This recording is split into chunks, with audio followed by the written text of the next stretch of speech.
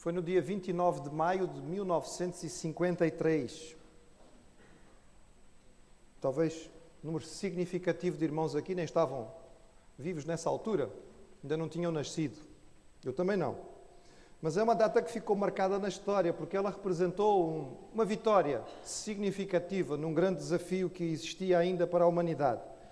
No dia 29 de maio de 1953, Edmund Hillary, um senhor neozelandês, e o seu guia, Tenzing Norgay, nepalês, chegaram pela primeira vez ao topo do Everest, a maior montanha do nosso planeta. Por causa disto, eles entraram nos livros de história e são sempre recordados como marcos de uma vitória importante.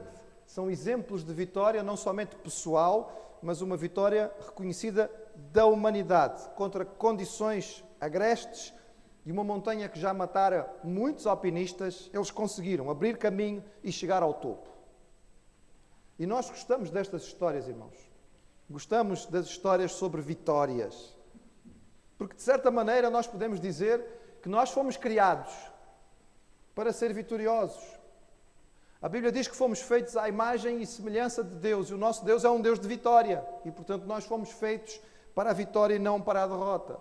É natural que nós exaltemos os vencedores. É natural que possamos admirá-los e vê-los numa posição de destaque. Claro que temos que ter algum cuidado. A nossa cultura veio copiando a cultura dos gregos e romanos de uma forma significativa. Os gregos e romanos tinham uma deusa à qual atribuíam a vitória. E esta deusa está viva e presente,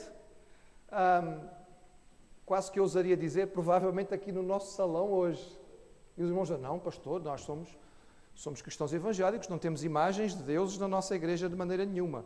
Pois é, irmãos, mas a deusa Vitória, grega, tinha um nome muito sugestivo, que é usado hoje por uma marca de vestuário desportivo, que muitos usam. Em inglês, diz-se Nike. E não vou condenar nenhum jovem, eventualmente presente, que esteja a usar algum símbolo da Nike, mas se não sabe, fique sabendo. Este nome é o nome da deusa Vitória, na Grécia, e foi por isso também que foi escolhido. Mas a verdade, irmãos, é que nós valorizamos as vitórias. Mas a maior vitória de todas, a mais importante, a que torna possível todas as outras vitórias para nós, foi ganha pelo Senhor Jesus. E é celebrada pela sua igreja a cada domingo e de uma forma muito especial. Vai ser celebrada hoje, quando nós nos aproximarmos da mesa do Senhor mais uma vez. O que foi que Jesus venceu? Vou convidar os irmãos a abrirem as suas Bíblias, inicialmente no Evangelho de Mateus, no capítulo 26.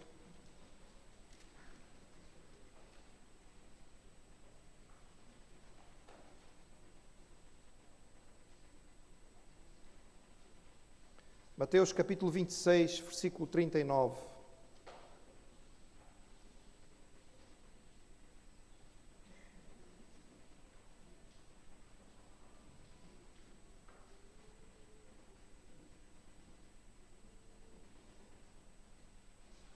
E diz assim o texto: E indo um pouco mais para diante, prostrou-se sobre o seu rosto, orando e dizendo: Meu Pai, se é possível, passe de mim este cálice. Todavia, não seja como eu quero, mas como tu queres. A tentação, irmãos, está sempre ligada à vontade. E quando nós pensamos na vitória de Jesus, temos que começar por dizer que Jesus venceu a tentação. A tentação pode vir de muitos meios, normalmente ela atinge a nossa mente de várias formas, atinge os nossos pensamentos, atinge os nossos sentimentos, mexe com o nosso raciocínio, mas em última instância é a nossa vontade que vai decidir se nós vamos ou não ceder à tentação. Em última instância, a tentação nos coloca diante do dilema: vamos fazer a vontade de Deus, que nós conhecemos, vamos fazer aquilo que Deus nos mostrou que deve ser feito porque é o melhor para nós e Ele nos orientou claramente através da Sua palavra, ou nós vamos ceder à nossa própria vontade, vamos ceder àquilo que o mundo à nossa volta diz que é o ideal, vamos ceder àquilo que o inimigo da nossa alma nos coloca. A palavra do Senhor nos diz, o escritor aos Hebreus afirmava, não temos um sumo sacerdote que não possa compadecer-se das nossas fraquezas. Porém, um que, como nós, em tudo foi tentado, mas sem pecado. Às vezes temos uma ideia de Jesus ou uma imagem de Jesus que o afasta da possibilidade da tentação, mas, biblicamente falando, irmãos, tentação não é pecado. Porque senão Jesus não podia ter sido tentado. E a Bíblia diz claramente, acabei de ler o texto, que Jesus foi tentado em todas as coisas. Aquilo que é dificuldade para si, acredito que Jesus passou. As tentações que nós sofremos no dia a dia, Jesus enfrentou. E no jardim, esta que acabamos de ler, foi provavelmente a mais forte de todas, porque natural. Jesus sabia que o sofrimento que estava à sua frente era atroz. E quem não tenta evitar o sofrimento? Começamos a ter uma dor de cabeça, procuramos imediatamente um medicamento para aliviar. Mesmo que seja uma dorzinha insignificante, como uma unha encravada, nós tentamos dar uma solução. E se nós soubermos antecipadamente que uma coisa vai nos provocar dor, certeza absoluta que vamos evitá-la. Mas Jesus sabia que estava diante de si o maior sofrimento possível, mas também, como alguém que tinha vivido uma vida pura e sem pecado, Jesus sabia que ele tinha que tomar o cálice da maldade da humanidade. Diante de si estava este desafio. Ele, que nunca tinha pecado, que olhava com dificuldade para o pecado, amava o pecador, mas não podia aceitar o pecado, ia ter que tomar sobre si tudo aquilo que foi feito de mal. E a tentação foi tremenda, irmãos. A tentação foi terrível. Será que ele podia aceitar todo este peso sobre a sua alma pura, suportar toda a maldade da humanidade? A tentação foi forte para que ele tentasse evitar de alguma maneira, e ele foi honesto abrindo o seu coração e falando ao Pai, se for possível, há outro caminho para a salvação, há outra forma do homem ser salvo. Mas não seja feita a minha vontade, mas a tua. E a resposta do Pai foi, não há outra maneira do homem ser salvo. Não há outra forma.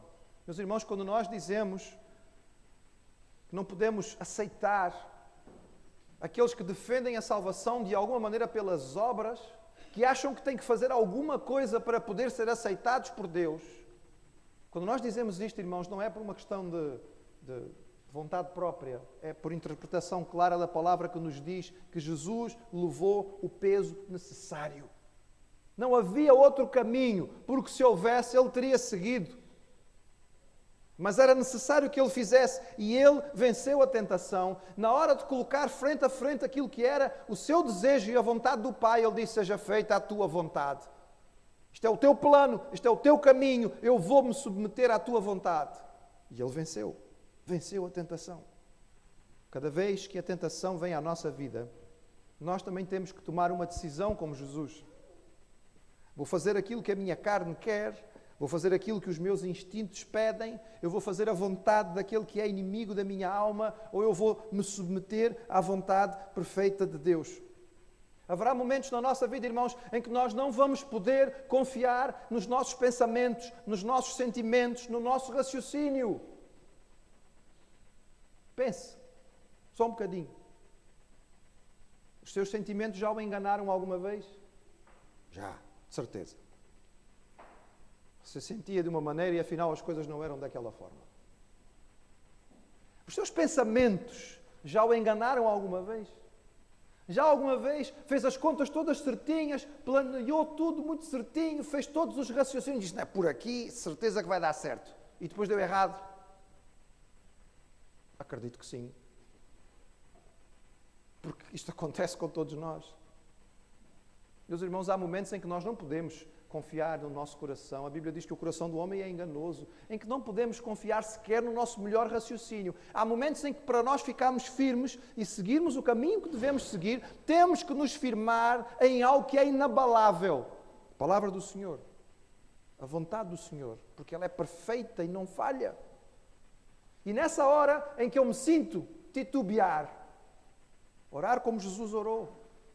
Seja feita a tua vontade, não a minha. Jesus venceu a tentação, a maior de todas. E com ele nós recebemos a possibilidade de vencer a tentação também, mesmo a mais forte que venha sobre nós. Porque ao vencer a tentação, Jesus venceu também o pecado. Quando terminou o seu serviço na cruz, antes de entregar o seu Espírito ao Pai, Jesus clamou com grande voz e disse: está consumado. Os irmãos imaginam, não imaginam, mas vou tentar ajudar-vos a imaginar. Sabe o que é que significou para Jesus gritar, bradar? Foi uma coisa de uma dor profunda, porque ele já estava a sofrer uma dor incrível que nós nem podemos imaginar. Mas a coisa mais difícil para uma pessoa crucificada era respirar. Sabe como é que morre um crucificado? Ele morre asfixiado, porque às tantas ele não consegue mais puxar, os músculos entram em espasmos, ele não tem mais força para respirar. Agora imagina o que foi, no meio deste momento de dor tremenda e atroz, ainda conseguir ter fôlego suficiente, não somente para falar, mas para gritar. Sabe porquê que ele gritou, irmãos? Foi um grito de vitória. O pecado foi aquilo que nos condenou. Foi aquilo que acabou com a nossa raça. Foi aquilo que fez, irmãos, com que o nosso mundo esteja como está. É o pecado. Porque nós escolhemos o pecado. E quando Jesus gritou, está consumado, ele dizia, está acabado, está derrotado, está terminado o trabalho de vencer o pecado. Eu venci. Oh, meus irmãos, isto devia ser um grito de vitória para nós também. Devia ser o nosso lema de vitória, devia ser a nossa gratidão ao Senhor. Isto devia nos trazer lágrimas aos olhos de alegria, porque Jesus derrotou o pecado. Aquilo que nos afastava de Deus, aquilo que nos separava de Deus, Ele tomou sobre si a separação, para que nós não ficássemos separados. Havia uma condenação sobre nós por causa do pecado, e Jesus acabou com a condenação. E havia poder do pecado sobre as nossas vidas, mas Jesus venceu o poder do pecado. É por isso que a Bíblia diz que nós podemos crescer em santidade. De outra maneira não poderíamos. A presença do pecado, bem, ela continua aí. Continua à nossa volta. Infelizmente ainda não conseguimos evitá-lo por completo. Mas o seu poder sobre nós foi derrotado por Jesus e nele nós podemos ter a vitória. Quando Jesus terminou o seu trabalho sobre a cruz, que hoje nós lembramos quando nos aproximamos da ceia, ele venceu a tentação, ele derrotou o pecado, ele esmagou a cabeça da serpente. Oh, meus irmãos, o nosso Deus não foi apanhado de surpresa. É que algumas pessoas acham que pensam que Deus de vez em quando é apanhado de surpresa. Não é? Deus fez o homem, colocou o homem no jardim, estava tudo bonitinho, e de repente o homem vai e faz a asneira e Deus diz, ei, agora como é que eu vou fazer com isto? Esta gente estragou tudo, e agora como é que é? Que arranjar uma solução para isto. Vou ter que dar um jeito nesta história. Oh, meus irmãos, no ato de confronto, no momento em que Deus chega para Adão para chamar a sua atenção pelo seu pecado, nesse momento, Deus já avisa a Adão e diz a Adão e diz a Eva, por inimizade, não é? Falando à serpente, entre a tua descendência e a sua descendência, e ela te esmagará a cabeça. Um dia virá alguém que vai esmagar a tua cabeça. Satanás, tu vais ser derrotado. Alguém vai acabar contigo. Meus irmãos, quando Jesus venceu na cruz, ele derrotou o inimigo. O diabo detesta esta mensagem, irmãos. Ele odeia esta pregação porque ele detesta ser lembrado da sua derrota. É claro que olhando ao mundo à nossa volta, nós dizemos assim, mas não parece que está derrotado. Ei, irmãos, ele perdeu a batalha final. Ele vai ganhando algumas coisas por aí. Porque, infelizmente, a maioria dos homens ainda entrega o controle da sua vida a ele. Mas a vitória final é do Senhor, porque ele esmagou a cabeça da serpente na cruz. O diabo tentou tudo para desviar Jesus do Calvário, porque ele sabia que ali ele ia ser derrotado.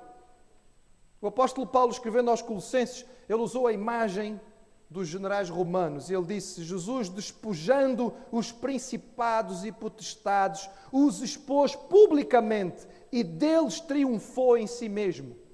A imagem, irmãos, era uma imagem comum naquele tempo. Quando um general romano tinha uma grande vitória, ele levava todos os cativos, principalmente os reis, os nobres do povo derrotado. E chegando a Roma, ele colhia aquela quadriga, aquele carro de cavalos, não é, mais bonito que havia, o seu uniforme glorioso, ia lá ao general à frente das suas tropas e logo atrás vinham os seus inimigos carregados, eram escravos, cativos, algemados. E ali vinham reis, vinham príncipes, vinham nobres do povo que tinha sido derrotado e toda a gente olhava e dizia: Roma é forte. Venceu mais uma vez, derrotou mais um adversário. E Paulo pega esta imagem e diz: foi isso que Jesus fez na cruz. Ele derrotou o inimigo, amarrou, acorrentou e expôs publicamente. E diz: está derrotado. Mas, irmãos, quem usufrui da vitória de Jesus e expõe a derrota do inimigo é a sua igreja, somos nós. Nós não podemos viver acanhados, incomodados, fazendo da igreja uma trincheira para nos escondermos. Nós somos servos de um Senhor que triunfou. Ele venceu. O inimigo gosta imenso de nos lembrar do nosso passado. Gosta de nos lembrar dos nossos pecados. Gosta de lançar na nossa cara o nosso erro. Bem, o que nós temos que fazer é trabalhar biblicamente. Os irmãos estão a estudar a primeira carta a João, não é? Como é que se faz? O que é que a Bíblia diz? Se confessarmos os nossos pecados, Ele é fiel e justo para nos purificar de toda a injustiça. É isso que nós temos que fazer. Passo a passo, dia a dia, caminhando, permitindo a sondagem do Senhor, levando à sua presença. Mas vivendo desta maneira, irmãos, sabe o que é que nós fazemos com o diabo quando ele quer lembrar o nosso passado? Nós lembramos a ele o futuro dele. Quando ele chega para nós, para nos lembrar o nosso passado, olha o que você fez, olha o que você fez. Oh, diabo, é assim, quanto ao meu passado eu entreguei, foi pregado na cruz. Mas quer saber de uma coisa? Olha aqui o seu futuro. Olha onde é que você vai terminar. Meus irmãos, Jesus venceu o inimigo na cruz. Ele esmagou a cabeça da serpente e cumpriu a profecia que tinha sido dada. E tendo vencido a tentação, e tendo vencido o pecado, e tendo vencido o inimigo, ele venceu o inimigo final de cada homem. A morte. Ele entrou na criação por causa do pecado. Ele veio aqui porque nós estávamos debaixo desta condenação que representava a morte e a separação. E Jesus sabia que não havia outra maneira de vencer a morte a não ser Ele mesmo passar por ela. E Ele encarou. Ele disse aos seus discípulos: não, ninguém vai tirar a minha vida. Eu vou entregá-la.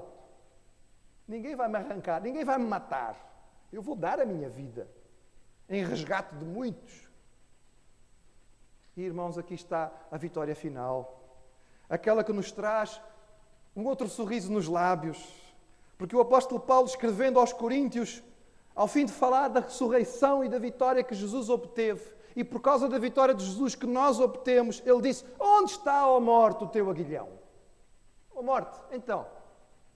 onde está o teu medo? Onde está o susto que tu provocas em toda a gente? Para nós ela deixou de ser problema. Onde está o inferno, a tua vitória? Foi derrotada na cruz. Nós sabemos que morrer é estar com Cristo. Custa, custa. Sempre vai custar, porque não fomos feitos para ela. Mas não a encaramos com o pavor, o medo, o susto daquele que não sabe o que vai acontecer a seguir. Porque sabemos que para aquele que está em Cristo, deixar este mundo é fechar aqui os olhos e abri-los na presença do Senhor. É deixar este mundo e tanta dificuldade que aqui nós sofremos para estar na presença daquele que nos amou e deu a sua vida por nós. Jesus venceu a morte. E porque Ele venceu a morte, nós vencemos a morte. Meus irmãos, quando nós nos aproximamos da mesa, como vamos fazer hoje, há aspectos, evidentemente, que nos trazem reverência. Tem que trazer. Estamos a lembrar da morte do Salvador. Há aspectos que nos trazem contrição e tem que trazer. Mas, irmãos, por favor, nunca celebremos a ceia do Senhor como um ato fúnebre. Porque nós estamos a celebrar a morte de alguém que morreu por amor, mas ressuscitou ao terceiro dia. Alguém que deixou a sua sepultura vazia, pediu emprestada só 3 dias, não precisava mais. É a vitória que nós celebramos. É a conquista que nós celebramos.